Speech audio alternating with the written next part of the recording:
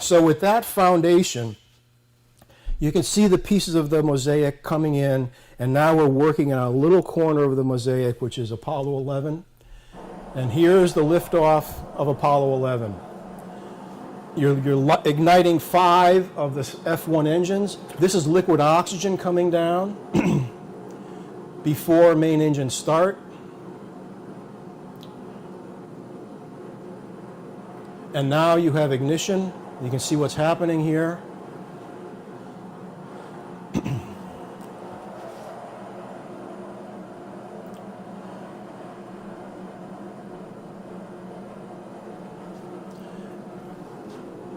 That's 6.2 million pounds of rocket coming off the pad.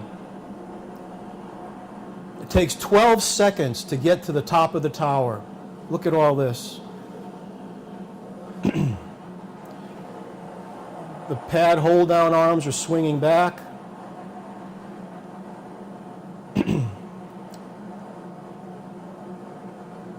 Now you're going to see the nozzle come by the camera, and watch very closely what you're going to see.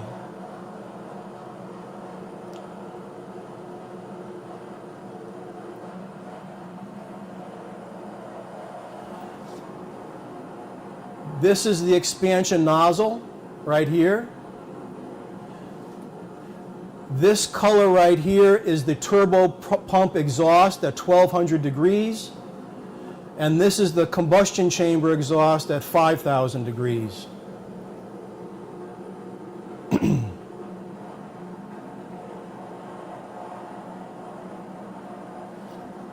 This is all frozen water falling off the propellant tanks.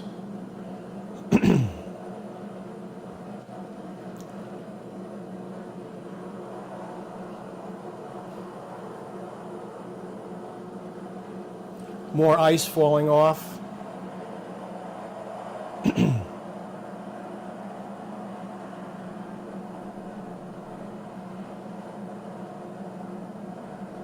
"12 seconds to clear the tower." Took 12 seconds to get to this height.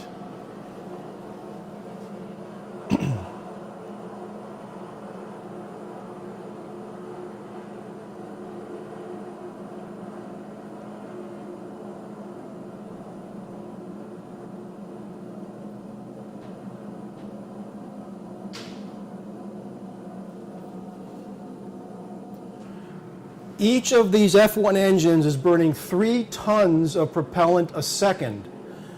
That is what it looks like to burn 15 tons of propellant a second as the Saturn V is rising through the atmosphere. 15 tons of propellant a second is being burned. The maximum G's the astronauts are going to feel is 4.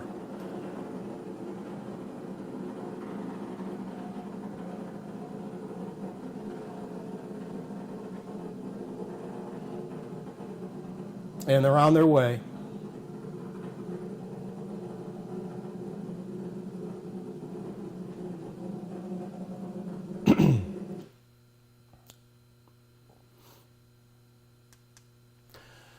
Here is the ascent, 15 tons of propellant a second.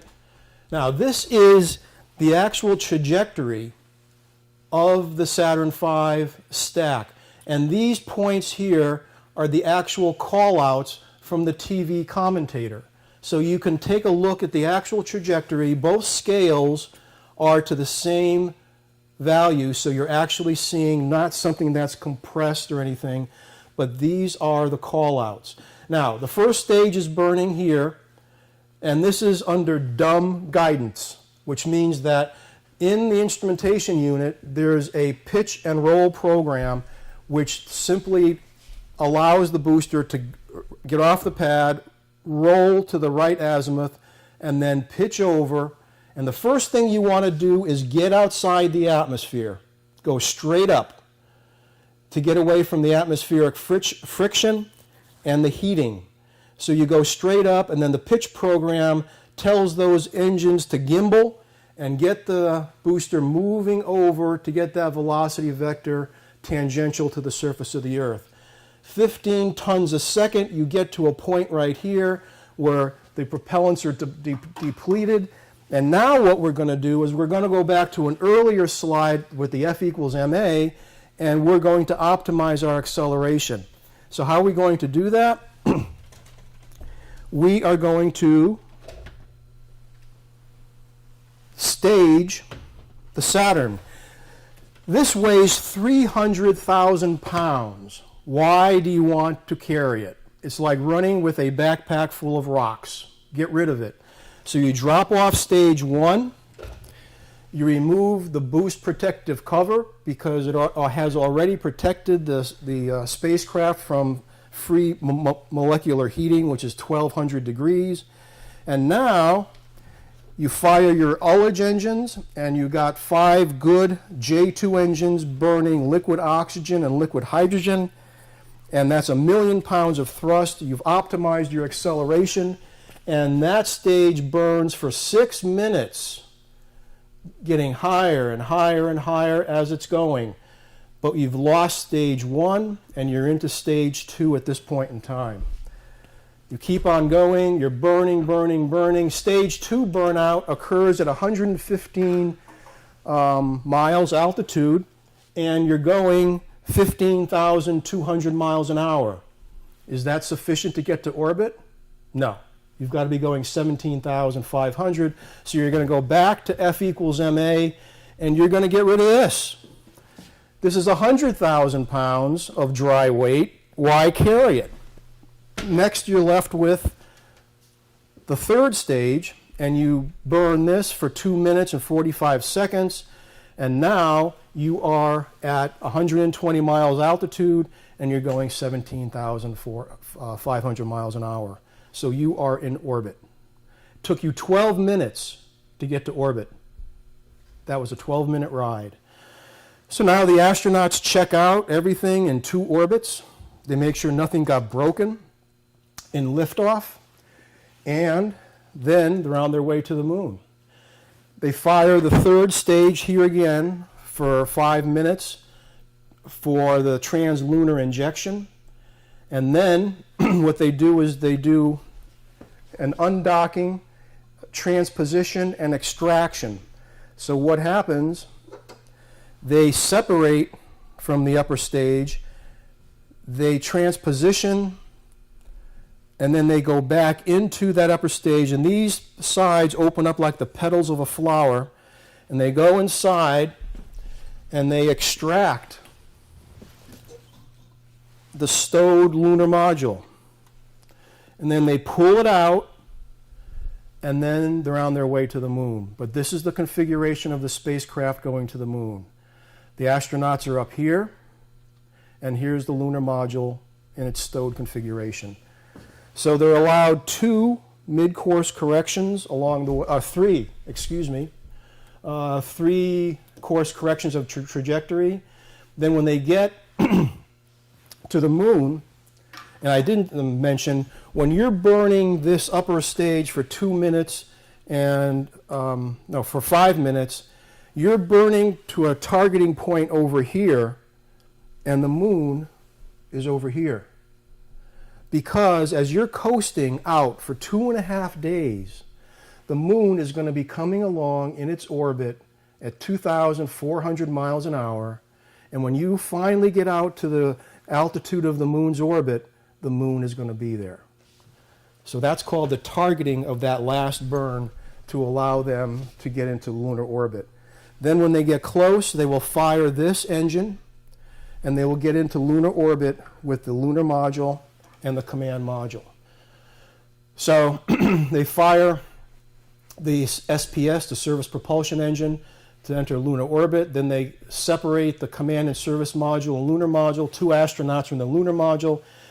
They do what they call a descent orbit insertion. Those 2 astronauts in the lunar module fire the engine on the descent stage to lower their highest point above the moon to 50,000 feet. The astronauts on Apollo 10 did this. They did a descent orbit insertion, but they did not do the powered descent initiation, and that's why this is still a developmental event that has to take place. And then after they do the power descent initiation, of course, Neil Armstrong landed on the lunar surface.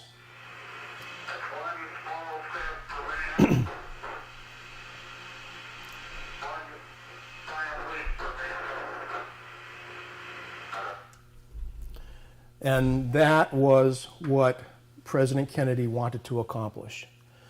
They spent 2.5 hours on the lunar surface collecting about 47 pounds of rock.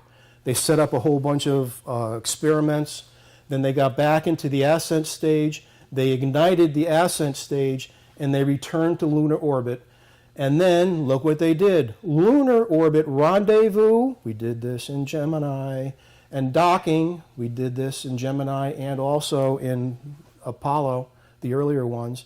So they reunited with the command and service module, and the astronauts got back into the command module with Mike Collins. They jettisoned the ascent stage, and then they fired, again, the service propulsion engine to break out of lunar orbit and start their path back to Earth.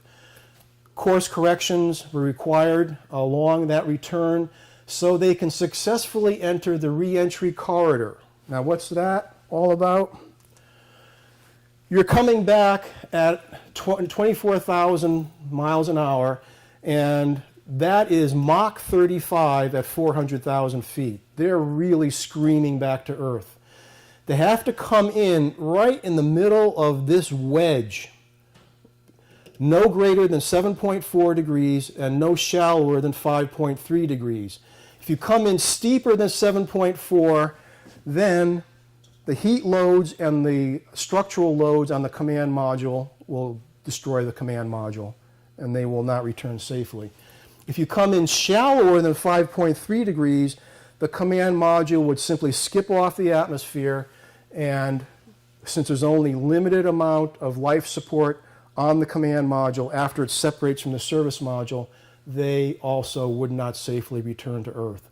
So you have to come in right in the middle of this wedge, and then reentry begins at 400,000 feet. So then the commit is really the separation of the command module and the service module shown here. There goes your life support. You're left holding your breath in the command module. So you have one shot to get back safely. When that command module hits that 400,000 feet point and the inertial measurement system senses 0.05 G, the Apollo guidance computer assumes complete control of the reentry of the command module. And it is amazing what they accomplished. Look at this. If you have the center of gravity of the command module along the geometric axis, you have an equal displacement of air above and below, so the only force you generate is drag. The Apollo command module is designed differently. The center of gravity is offset to be up here. Here's the heads of the astronauts down here. Here's their hatch. So the center of gravity is here, so more air is being deflected in this direction, so you actually generate a lift that allows you to control the reentry of the command module. So coming through the atmosphere, it's coming through like this, and by simply rolling the command module, by firing the roll thrusters, you adjust where that lift vector is pointing so you can control your reentry point. So this is what they did, and look at the trajectory for a typical reentry. Come in through the corridor, you get a maximum G's here of about 6, and in this period here, you have your control period where you're rolling that command module and using that lift force to make sure you're landing under the control of the Apollo guidance computer. You do a skip over here, you're not Apollo command module coming back. Then you have your second control period that brings you all the way back in. So the entry begins at 400,000 feet lift up. Guidance computer is taking control, roll control only, crew is along for the ride, and then the first control period is about 70 seconds. and it shrinks the landing footprint to about 600 miles long, and the max G is before pull-up, and then you have your skip to increase your range and control your loads. And then the second control period begins at 0.2 Gs, 1 minute and 30 seconds, fine-tuning that entry trajectory all the way down to 200,000 feet, and the landing footprint shrinks to land at the target, and the entry phase stops when you deploy your 2 drogue chutes at 23,500 feet. The 3 main chutes are deployed at 10,000 feet, and when you're coming back from the moon, you don't want to do a belly flop in the water, so NASA very wisely had the craft angled at 27.5 degrees, so when you come in, you're going to come in with a less of a splashdown load on the astronauts, and the main hatch should be facing upward, and you're splashing down at about 20 miles an hour. Now, when they splash down, the astronauts have to hit a switch, which is called the guillotine, which slashes all the lanyards coming from those 3 chutes. They were a little slow on that, so what happened, they landed like this, and then the parachutes pulled them over to this position here, which is called stable 2. So then what you have to do when you're hanging like this is inflate inflation bags over here. It takes about 10 minutes, and then you go from stable 2 to stable 1. And that is what they had to do for the recovery. The Hornet was the main prime recovery ship during the recovery. So we had the aircraft in the air to support the recovery. We had 2 E-1B tracers that look like this. There was one at 8,000 feet called Relay, which was relaying the VHF radio communications to other farther away relay points.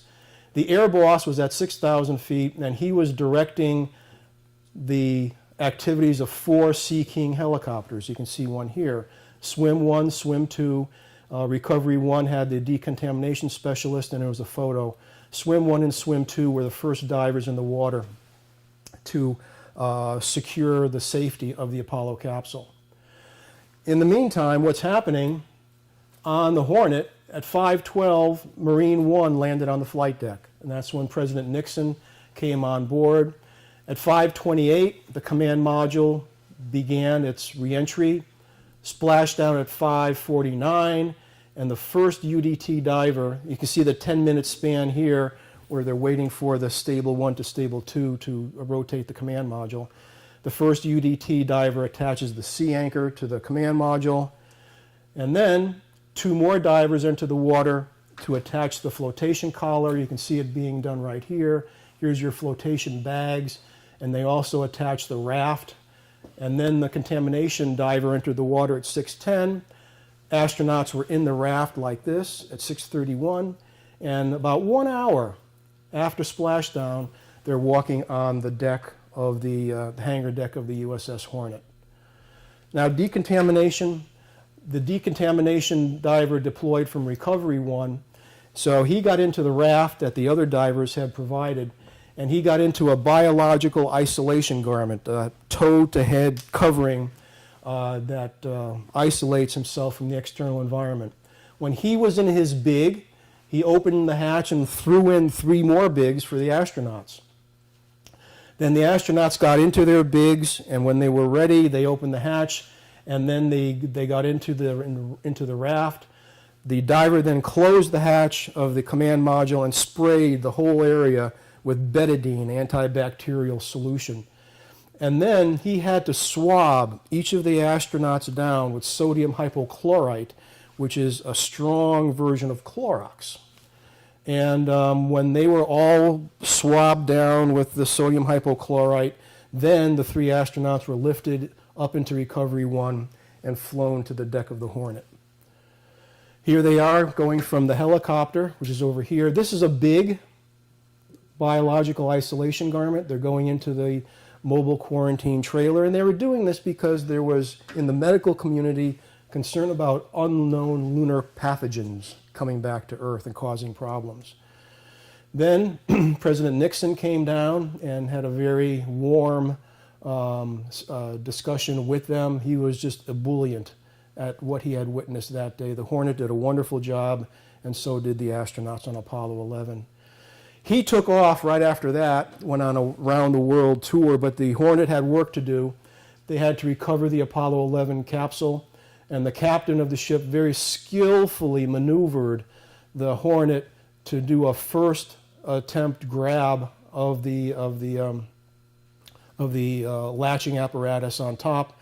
There was actually a Navy diver on the flotation collar, and his job, when that hook came by, he had to go up and grab it and put it into a fitting on the Apollo capsule, and they did that on the first try because of the superior seamanship that the captain had demonstrated.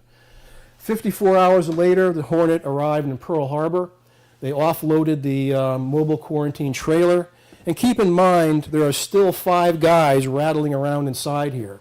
The 3 astronauts, a doctor, and an engineer who knew how to operate all the systems of the mobile quarantine trailer. This was driven to the airfield and flown to Texas, to Houston, and at the Johnson Space Center, they moved that into the Lunar Receiving Laboratory, and then the astronauts were allowed to live in the Lunar Receiving Laboratory in little accommodations for the remainder of their 21-day quarantine. Okay, so after all of those activities for the recovery, it became very clear that the USS Hornet, the preparation they did, the planning and the exercises they did in the open ocean assured a smooth execution of the recovery during splashdown. So the reentry, the recovery, and the quarantine control were perfectly executed for Apollo 11. And that set the stage for the first operational Apollo mission, which is